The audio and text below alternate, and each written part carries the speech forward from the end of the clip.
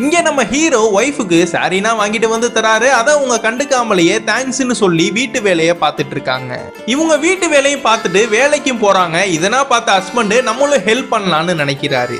Wife கிளம்புறதுக்கு முன்னாடியே இந்த குட்டி பொண்ணை ஸ்கூலுக்கு போறதுக்காக ரெடி பண்ணி வைக்கிறதும், வேலைக்கு போயிட்டு வந்ததும் இவங்க சாப்பிட்றதுக்கான சமையல் வேலையனா இவரே பண்ணிடுறாரு. கேரளாவில் எக்ஸ் லவர் கூட எடுத்த போட்டோவனா டெலீட் பண்ணி மனைவி கூட சந்தோஷமா இருக்காரு. ஒய்ஃபும் கேக்குறாங்க, என்ன உங்களோட மூஞ்சியில ஒரு பிரகாசம் தெரியுதேன்னு. நம்ம 2 பேருமே வேலைன்னு பிஸியா சுத்திட்டு இருக்கோம். ஹாப்பியா இருக்கிறதுக்காக தான் நம்ம வேலைக்கே போறோம். நம்ம வேலைக்கு போறதுனால இந்த ஹாப்பினஸையும் நம்ம இழந்துடுறோம்னு ஃபீல் பண்றாரு.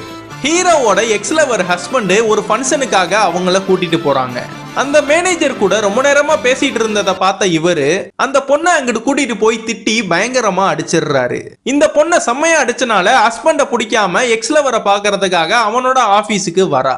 அங்க நடந்த எல்லாத்தையுமே ஹீரோட்ட சொல்லிட்டு இருக்கும் போது எனக்கு ஒரு அர்ஜென்ட் மீட்டிங் இருக்குன்னு அந்த இடத்தை விட்டு கிளம்பிடுறான். இவன் ஆபீஸ்ல மீட்டிங்ல இருக்கும் போதுனா விடாம அந்த பொண்ணு கால் பண்ணிக்கிட்டே இருக்கா. ஹீரோவும் இவளை பார்த்து மீட் பண்ணி, தயவு செஞ்சு என் பின்னாடி வராத, எனக்குன்னு ஒரு மனைவி குழந்தைகள்னு வந்துருச்சு, அவங்களுக்கு நான் உண்மையா இருக்கணும், தயவு செஞ்சு என் பின்னாடி வந்து என்ன டார்ச்சர் பண்ணாத, நீ போயிருன்னு சொல்லி கிளம்பிடுறாரு.